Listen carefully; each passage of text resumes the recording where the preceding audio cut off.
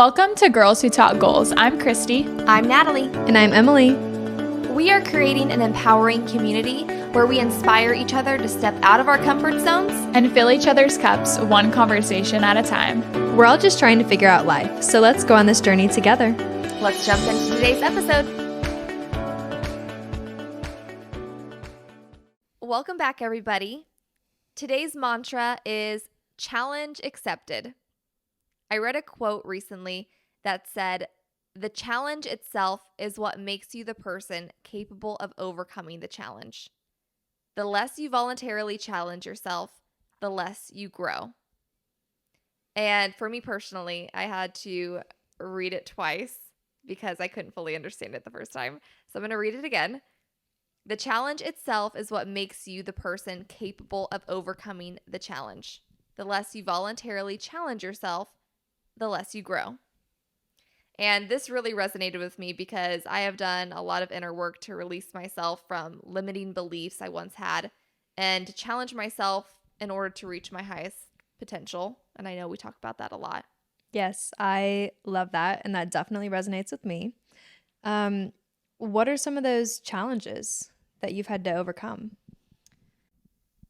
I'd say my first big challenge that I took was solo traveling. And I don't know about anybody else. Some days you have really adventurous days and some days you just want to crawl back into your shell. Mm-hmm. And so I booked that trip on a day where I was being really adventurous. And then leading up to it, I'm like, wait, what did I do? There is no truer fact than that. Like signing yourself up for something. Yes. And you're like, yes, I'm ready. Then the day comes and you're like, oh, do I still have to go and do this? Isn't that so true? Yeah, that's a great point. And so I'm like, I did it just on a good day. And luckily, the day I was leaving was also a good day because that was really scary. And so I was having a good day that day. I can't imagine having a bad day and being like, I don't know about this, or just so nervous anyway. I don't know if I could have done it, but I'm glad I did. It was all meant to be for a reason. And when I did go, we did a lot of inner work and journaling and meditating every day, which I had never fully done before. And when you immerse yourself in a new, not life, I was only there for a week, but when you immerse yourself into a new routine, it really sticks with you and it really resonates with you. And so that was huge, just leaving and going somewhere else for a week, but let alone doing all the inner work along with that was huge. And that was a real challenge for me. So that was like a retreat that you went on? Yes. Okay. And where was it at again? It was in Mykonos, Greece. Okay. And so it was amazing. Mindspo retreats. And I think I've shared a little bit on our social media. If not, it's definitely on my personal page. Do you still like do all the things that you learned there? Or like what was some of the biggest takeaways? I don't meditate every day. I wish I could say I did. And I'd love to get to that point, but it's so difficult. And people think like, oh, meditating, just silence. Like your mind goes through so many things. It is so challenging to sit there and to think of nothing. You have to usually think about your breathing or focus in. You can do like a wellness scan, essentially. Like, okay, I'm breathing. I'm thinking about all the different parts of my body and going all the way up from your toes to your head. And like, there's just so many different ways. That might sound weird if you're listening to this, but there's so many ways to meditate, or people think they're doing it wrong because they think of some other thought. And it's like, no, that's what happens. You have tons of thoughts that come into your mind like every second, but coming back to your breath or different things like that. I really wish I had a better routine with it, and I'm working on it, but that would be a lie to say I did it every day. But there's also scripting, and I do enjoy to script. I don't do it every day, but every once in a while I'll journal or I'll script. And scripting is essentially writing something as if it already happened, a form of manifestation. And it's a very powerful tool. And also, when we were at the retreat, we did a burning ceremony. And so we wrote down our limiting beliefs of, everybody had their individual ones. And we wrote them down on a piece of paper. We went in a group and in a line, everybody would say it out loud. And then they would physically go burn it. Because the physical, it's something tangible that you're doing. Like you can do all the wellness things and you might have good intentions or good thoughts, but to actually put pen to paper and then watch it burn, it's like a physical thing happening in your mind as well. And to say those limiting beliefs out loud in front of Yes. people that you don't know in a whole new environment, Yes. I feel like that could be very powerful and very scary, but also makes it so much more real. And then, like you said, so much more tangible because you're actually burning it. Mhm. So that must have been very powerful. Yeah, it was very powerful. And also, with that, saying it in front of everybody, that leads me to my other one, which is fear of public speaking. Because I, I don't know do either of you have a fear of public speaking? Of course. Okay. So. I've like to think that I'm not, but then I'll get up there and I can't form an accurate sentence. So My mind goes blank. yeah, Same. And every time I'll be like in class, I've always had it. So in class, you're like, oh, you're going to read this line or something. So I'll count the number of people in front of me and I'll read that line and I'll be like, I don't even know what they're saying. I'm just thinking of myself, which is also, I think, another valuable lesson because everybody else is focused on themselves. So maybe worry less about what you're doing right. and the judgment and fear of other people of Mhm. judging you because they're worried about what they're doing. They're not even gonna remember. That's what I'm saying. Yeah. Yep. So that's interesting. But more recent, so the retreat was like 3 years ago maybe. And more recently, I did a public speaking speaker school class. It was like I don't know if it was fully a week, maybe 3 days or something. And I went someplace and it was a small group of people. And every day we did just presentations and learned powerful tools to how to conduct a sentence, how to engage an audience. It's all about the emotion. It's all about the story behind it. And so you think of amazing speakers and it's like, oh, wow, they had a great presentation, but did it resonate with you? Because you can be a great speaker and it not resonate with anybody in the audience. But if they have a story, if it's engaging, and if they're forming some kind of emotion in you, no matter if it's anger or sadness or anything, if they're forming that, then that was really powerful. So anyway, we learned all these different techniques.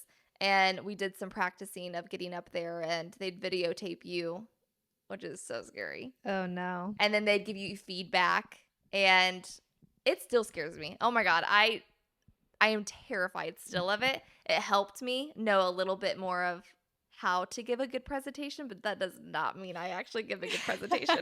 You didn't your fear didn't magically just No. disappear. I think it helps if you are actively doing it all the time and being consistent with practicing it. Right. You got to start somewhere.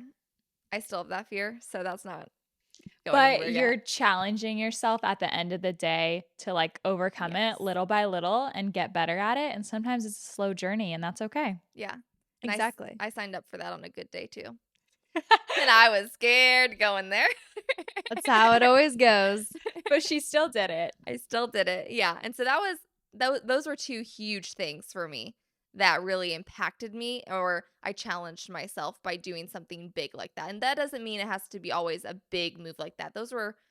You can do things day to day that challenge yourselves, Right. you know? Mm-hmm. And everyday challenges look different every single day. Like today, Mhm. I am pretty good about keeping myself accountable with doing some sort of movement and exercise, but today it was like pulling teeth to get myself outside just to go for a 10-minute walk. It was nothing. Me I mean, too. that's 10 minutes, but it was such a challenge for me. And most days it's not. But today it was a challenge. I completely understand that. But that leads me to my challenges. One way that I've really challenged myself in the last year was getting outside my comfort zone with fitness, because I've been lifting for years. I grew up competitively swimming, so I've always kind of dabbled in different areas of fitness. But about a year ago, I was like, I want to learn how to do something that I hate, which is running. Which Sounds so fun. I think I also hate running. most people hate it. But I was like, I want to switch up my fitness routine in general, but also I want to get uncomfortable and I want to get good at something that I am not good at. So I took on running. And I didn't really hold myself that accountable in the beginning. I would just, run here and there. I was like trying to full out sprint. And so, of course, I would just be winded and I'd hurt myself and I could barely even make it a mile. And I was like, oh, you want to give up because you're like, this sucks. This is hard. But then I eventually just kept going and kept going and kept challenging myself. And every single run is such a challenge, but physically and mentally. But you feel so accomplished whenever you get done. And I'm just learning how to get uncomfortable. And so back in last month, actually, in March, I ran a half marathon with my best friend. My goal from the get-go was to run a marathon.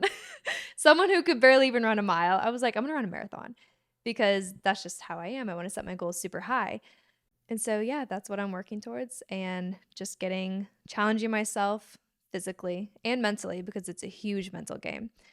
I'd say it's 90% a mental game. It 'Cause really you can is. just stop anytime. You can, because honestly, most of the time you're just bored and your mind is telling you like, no, you're tired. Why are you doing this? But really your body can keep going for much longer than you think. Right. And it was interesting too, whenever I ran the half marathon, there were so many like older people too, like people who you would look at and you're like, no, there's no way. But like you said, it's so mental, and it just shows that anybody can do it too. It is. And I need to be more on that like wavelength of that, because last summer, Andrew and I signed up to run a 5K, which is like what, 3.1 miles. I was like, I'm going to train for this. I didn't train one day. I didn't run at all. Okay. And I got there and I told him, there is no way I'm going to be able to do this. And I ran the whole thing. And I got like first in my age category for women, which there wasn't that many people registered. So don't think I'm that great by any means, because I'm not. But that just like makes me think about that too. Yeah. I'm like, it is so mental. And I stop when it's just me, or like I make up excuses when it is just for myself. But like, I'm with all of these people. I'm not going to stop running. Like, I'm here for a purpose. And then you do it. It's like sometimes you have to throw yourself in those scenarios to make yourself do it. Yeah. You know, to Exactly. challenge Push you. yourself. Yeah. Yeah. Or you have to set dates. Or for me, signing up for the half, I was like, oh shit, like I gotta get going. Like I have to start actually training for this. And so that was part of challenging myself too, is I was like, I have a certain time limit now, and now I have to get going. So yeah, running is a huge way that I challenge myself physically and mentally. But the other huge thing in my life was going into real estate, because naturally I am introverted and don't want to go out and mingle and talk to people and talk to strangers, put myself out there. Oh, no. But getting into real estate, and it's still a challenge every single day, because you're always meeting new people. You're always putting yourself in new environments and uncomfortable situations, but I love it. And it's created a whole new personality for me, a whole nother side of me that I think is so vital, because you need to learn how to talk to people, and you should you should have those social skills. But if you're not forced to do it, you're not gonna go do it. Yeah. And with that, to expand on the putting yourself in uncomfortable situations, this summer I'm gonna go on my first solo trip, kind of like Natalie. And it is, if you would have asked me a couple years ago if I would ever solo travel, like when Natalie was doing it, I actually did ask you. yeah, I was like, no, why would I do that? Who are you going to talk to? That sounds horrible. But I've had a lot of growth over the last year, or 6 months in general, and I realized how much growth you can have through that. And I think it'll still be very challenging, especially your first solo trip. But I want to challenge myself, and I want to get out of my comfort zone. So that's what I'm going to do. Yeah, it's going to be huge. I admire that so much. And I think it's amazing. Genuinely amazing. Thank you. I'm I excited. do too. I love it. I think I truly think everybody should solo travel. And it doesn't even have to be to like a whole other country. No. It can just be a weekend away, in Start a small new and build city. up too. Yeah. Exactly. It doesn't have to be some big thing. But yeah, Yeah. everybody should.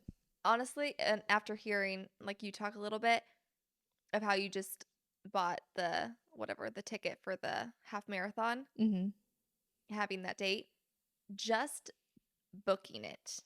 Like if you're having a good day and you're feeling the confidence and you're feeling on, go ahead and book it. Because the next day you're most likely not going to feel that way. But having that already set, it puts your ass in gear a little Mhm. bit. It For sure. does. And I think that's huge. Making that step, just dive in when you're feeling it.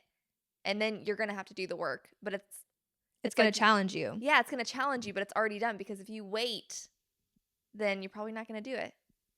Exactly. Right. Yeah. Got to fully immerse yourself. Mm-hmm. You do. Mm-hmm. Kristy, how have you challenged yourself? Okay. I'm going to go a little deep with this. I would say like before I got married, I used to be super extroverted. Like I could do anything by myself and I had no problem doing it. And like, I don't know, I would just sign up for whatever. And then I got married and then I became like more introverted, which has taken me a while to recognize that.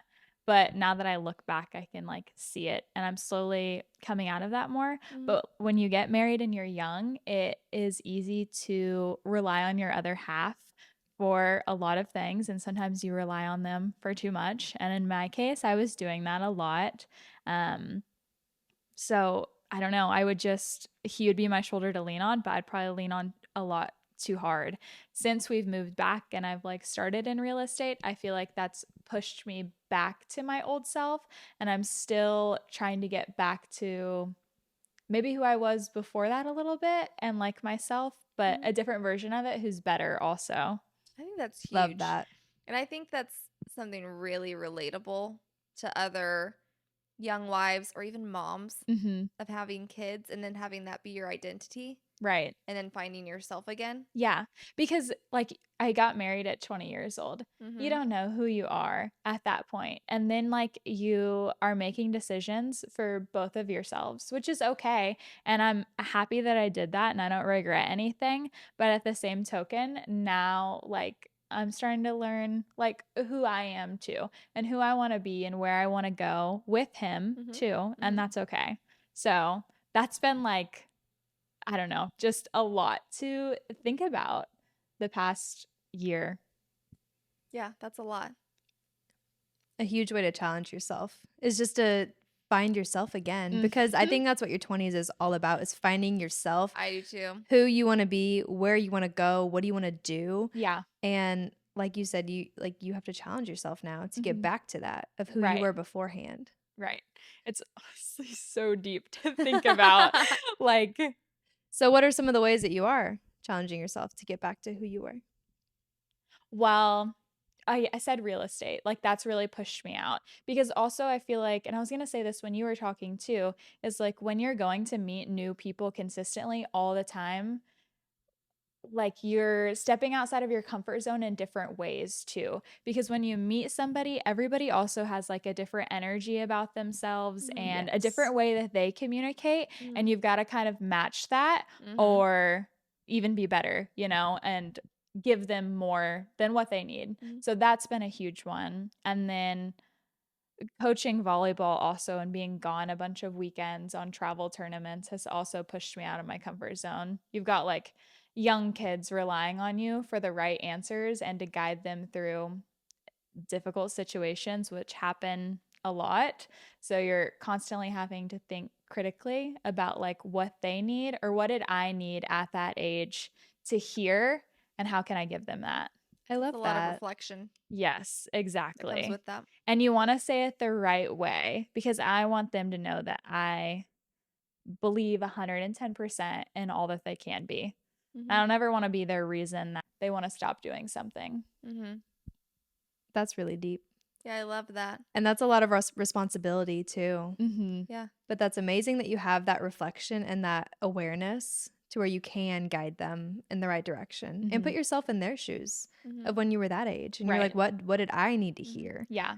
And with that, I feel like I challenge myself with maybe not always giving them the answer immediately, but like also talking to other coaches or other people about like, what's your perspective on this situation? What do you think I should do? Because I don't know, I just want to give them the best answers, challenge them too, Be an inspiration Yeah. and be a light in their life, because there's so many people at such a young age, and any age, but especially when you're in school, teachers or mentors, they really dictate And impact you. and impact you. Yeah. Yeah. Because you never forget like the ones you don't like. Right. Or the ones that inspired you. Or the one, yes. Or maybe who believed in you. Yeah, So both. so you giving your volleyball girls this advice, you Mhm. might change their life. Right. Yeah, you never You know. never Yeah. know. And then this, what we're doing and what we're building is like the biggest step out of my comfort zone. And you guys are too. We're fully immersed and, ready for the challenge of putting ourselves out there. Right. And Yeah. that's just what it is in a nutshell. Putting yourself out there. It's a huge challenge. Yeah. Yeah. But one that we're working to overcome. Yes. Yes. Overcoming every day. Yes. So today, I challenge you to do something outside of your comfort zone, whatever that looks like, and to not let fear of judgment get in the way. Get rid of those limiting beliefs. I want you to envision writing those limiting beliefs on a piece of paper and watching it burning away the value it has over you. So hopefully you got some insight from today's episode, and we hope you have an amazing rest of your day. And we'll talk to you next And time. we'll talk to you next time. Thanks for listening. Bye. Bye.